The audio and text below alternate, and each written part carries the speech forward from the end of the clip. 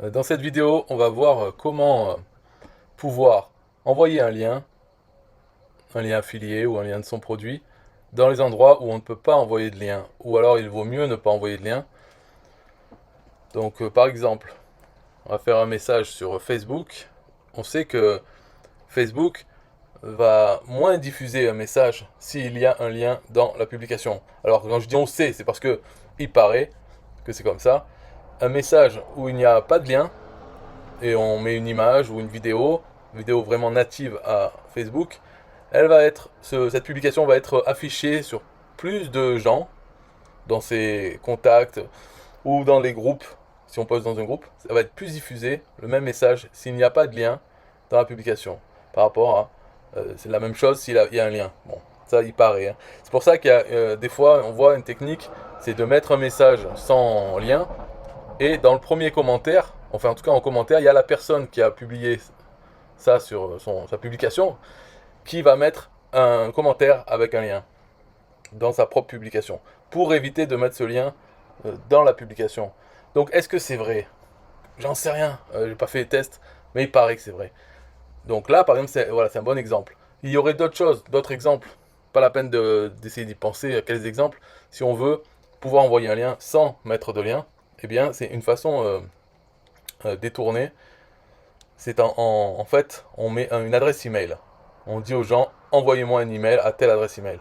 Et cette adresse email, elle est configurée pour que dès que quelqu'un envoie un email, hop, il a une réponse automatique.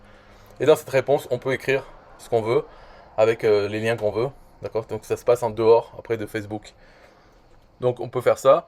Euh, dans Facebook, ce qui est bien, enfin ce que il paraît aussi, c'est que Facebook va diffuser la publication à de plus en plus de gens s'il voit que la publication a de l'interaction. C'est-à-dire si les gens mettent des likes ou postent des commentaires. Donc dans la publication, on peut dire voilà une information surprenante ou extraordinaire. Et si vous voulez faire pareil, ou en tout cas, voilà, on diffuse quelque chose, si les gens veulent, quoi, si vous voulez X, Y, Z, alors on peut dire liker, commenter et envoyer un email à, et là on met l'adresse email. Donc je vais montrer avec Gmail, puisque moi j'ai remarqué que beaucoup de gens ont Gmail. Il y a une astuce dans Gmail, c'est par exemple si on a, euh, donc moi j'ai celle-là qui s'appelle guide des pannes @gmail.com. On peut créer plein d'adresses, par exemple en mettant un plus après, donc plus surprenant @gmail.com. Et ça, si quelqu'un envoie ici, eh bien, tout ce qu'il y a après le plus, Gmail n'en tient pas compte et il envoie à guidedespannes@gmail.com. Donc on peut se créer plusieurs adresses email juste en mettant plus et ce qu'on veut après. Voilà, donc ça serait le message qu'on poste avec une photo. Et après, donc je prends là, pour m'en souvenir, hein, pour montrer, je copie l'adresse. Ok, publier. Donc on a ça ici. Alors dans Gmail, ce qu'il faut faire d'abord, c'est créer le message qu'on veut renvoyer aux gens.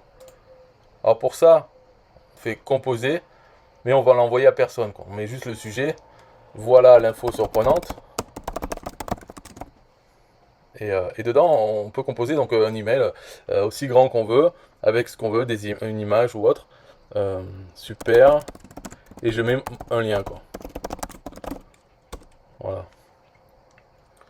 Donc une fois qu'on a composé l'email, on va dans les trois petits points qu'il y a en bas à droite, More Options.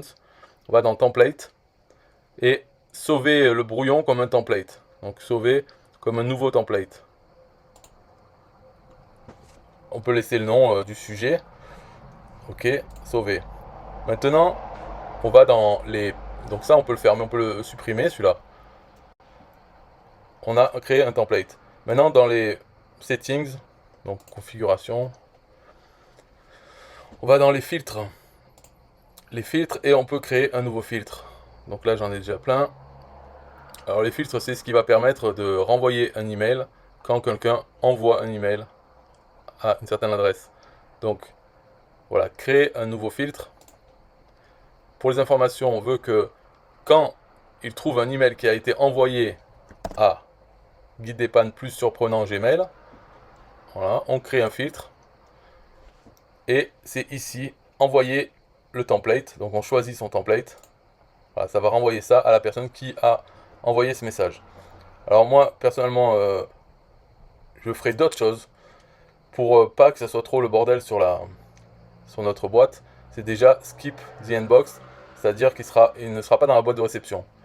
Et je lui mettrai un label. Comme ça, en fait, ça va le placer, il ne va pas être dans la boîte de réception et il va être dans un dossier sur la gauche. Donc un label qu'on peut créer, un nouveau label, on peut dire surprenant. Ce qui va permettre de mettre tous les emails qui sont envoyés à cette adresse, ça va les mettre dans ce dossier. Donc on peut y aller pour voir ce que les gens ont écrit, puisqu'on leur dit envoyer un email sans leur dire quoi écrire dedans. Peut-être qu'ils vont essayer de parler, et ben on peut toujours y répondre. Ou pas, hein, parce que le job est fait. On pourrait dire, bon là je fais créer le label, mais on pourrait dire simplement de le supprimer.